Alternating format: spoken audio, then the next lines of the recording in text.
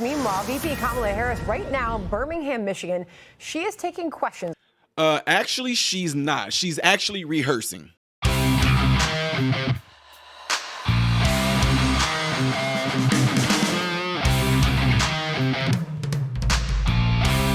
How are you guys all doing? I'm Ty Smith. You're watching my channel, Model Renaissance Man. I appreciate you guys taking time out of your day to view my content. Make sure that you are following me on all the platforms you see above and the ones below. And ladies and gentlemen, hitting that like button right there is how my content can be recommended to you and consistently recommended to you. It helps pushes my content out in the YouTube world. So I would be grateful if you guys would push that thumbs up button. It's free. And also, y'all need to check to make sure that you are still subscribed to my channel. Because trust me, a lot of voices like mine, people are mysteriously disappearing off the channel, and they didn't even know they were disappeared. They don't even know why my content is not showing up on their feeds anymore. It's because, you know, we ain't gonna say, because I might even get banned for even saying that.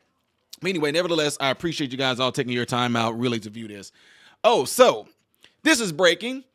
They said that Kamala Harris is now taking questions. Can this be a possibility that this is a last-ditch effort for her to try to put herself out there? You know, we see that things are really tanking, ladies and gentlemen. I mean, this is, look, trust me when I tell you, this is not a good look for them. They are desperate. They are hurting. They are losing. They have pulled out Obama. They pulled out Lizzo. They pulling out Usher. They trying to pull out as many people as they can to help them because it seemed like it might be a little too late right now, okay? We said in the beginning that Kamala Harris was not doing no interviews or anything like that at all, right?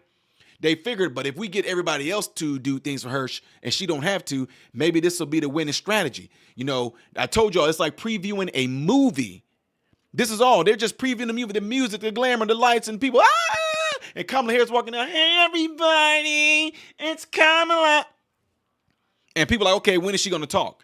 They thought they would be able to get away with just being able to just do all this stuff for her, the propaganda, the sensationalism. They thought that they would get away with it until people start saying, okay, what does she have to say? What does this woman have to say? She goes on View, pew, pew, tank. She goes on Call Her Daddy, pew, pew, tank.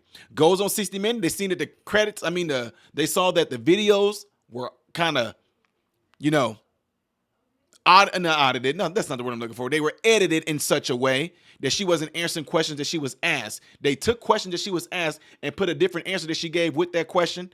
They're going after CBS for that. Yeah. 60 Minutes. Fox News or Brett Baer.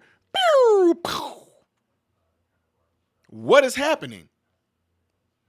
She tells some Christians they at the wrong rally. Trump goes to McDonald's. For her, she goes to Jamal Bryant, one of the most sinister ministers out there. Hey, bars.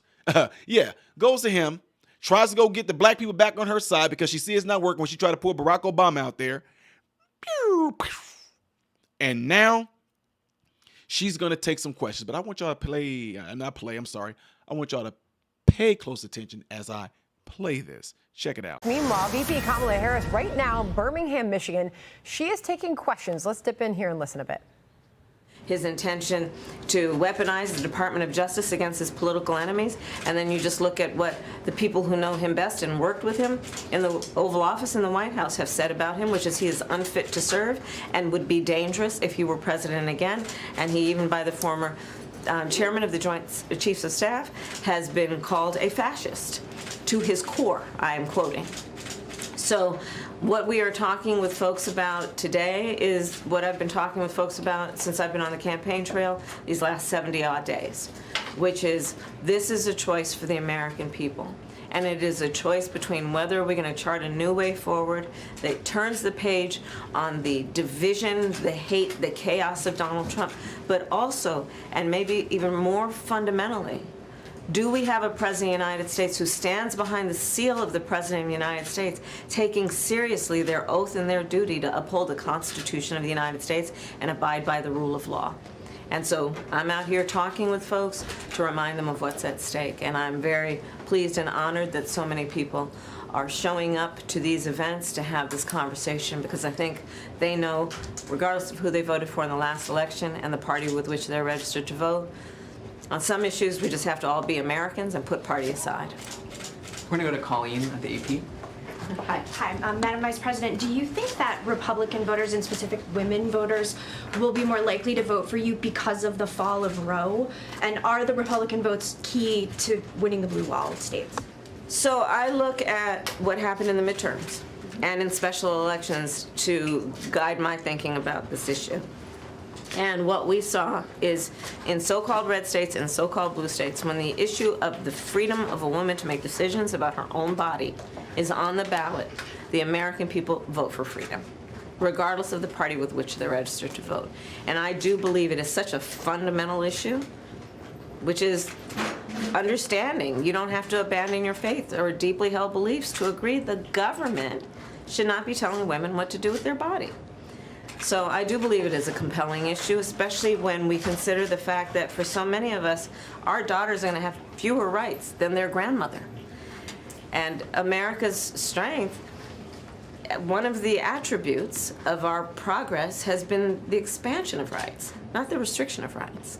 And that's what we're seeing happen, and it has happened because Donald Trump created this situation when he's hand-selected 3 members of the United States Supreme Court with the intention they would undo the protections of Roe versus Wade, and they did as he intended. We have time for one more. Andrea at Reuters right here. Hi. So Elon Musk is giving away $1 million a day to voters who sign a petition. Do you have concerns about that in the context of law, the sort of legal framework around elections? And secondly, a Reuters investigation has shown something like 300 cases of political violence already in the run-up to the election. Can you just address what can be done and what the federal government can do to push back against that? Well, on the first point, I think people are looking into that. On the second point, When you say people, do you mean the U.S. government? I mean, I hear that folks are looking into it just based on the stuff you all are reporting. On the second point, there should be no place in America where we are seeing political violence. And sadly, we have seen, if we just look back to January 6th, when that occurred in a way that was most shocking and brought on because, of course, of Donald Trump, who incited a mob, a violent mob, that attacked the United States Capitol, wherein over 140 uniformed law enforcement officers were injured and some were killed. And where Donald Trump has still yet to acknowledge the travesty of that day and the political violence that occurred that day. So I will say and repeat what I think most people understand. In America, in a democracy, we should have no room for, nor should we ever condone any form of political violence. In a democracy, people will debate, people will disagree, but not resort to violence. And everyone should speak out about that, including and especially anybody who's running for president of the United States. Now, you heard what I said at the beginning of this video. This was not questions she was taking. These were rehearsed questions, ladies and gentlemen. You can tell that they were rehearsed because based off of her answers. Something that we learn when going through med school. A lot of times, like, we have a question asked, like when we're going through our clinicals or whatever like that, taking your boards. Some of the questions that we were asked, we were taught, look at the answers first and get an idea of what the question may be. Okay? It helps a great deal. My point is saying that the way that Kamala Harris answered these questions, I know y'all say she's repeating talking points, yada, yada, peanut butter. These were rehearsed questions that she answered, and it was obvious. It was obvious. Nobody asked her no real questions. Can you be clear on how you're going to turn this economy around? Can you be clear on how you're going to combat inflation with specifics? Madam Vice President, can you be clear on how you're going to put a halt on the border, how you're going to stop the border? Can you be clear and specific with precise details on how you're going to do that? Oh, no, they ask her questions that I'm telling you right now. Trust me, folks, I've been to a lot of press conferences, even being on the radio. Sometimes the questions and everything like that are screened, and it's obvious that these questions that were asked right here were completely screened. They got with those different journalists and reporters. What are you planning on trying to ask her? Yeah, I don't know about that. What about this? Okay, well, ask her that. It's obvious right there. Do y'all think I'm wrong?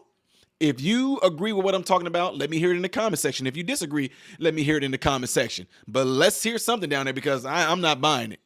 Anyway, folks, let me know what y'all think by putting it in the comments below after this video. And also, if you would like to see the next video that I'm doing in chronological order, it most likely will be up there. Things that I do as a variety on this channel will be here. I am Ty Smith, Modern Renaissance Man, hoping and praying that every last one of you have food, shelter, and clothing. And most of all, I pray every last one of you guys are in great health, mentally, physically, emotionally, spiritually. God bless you all through Jesus.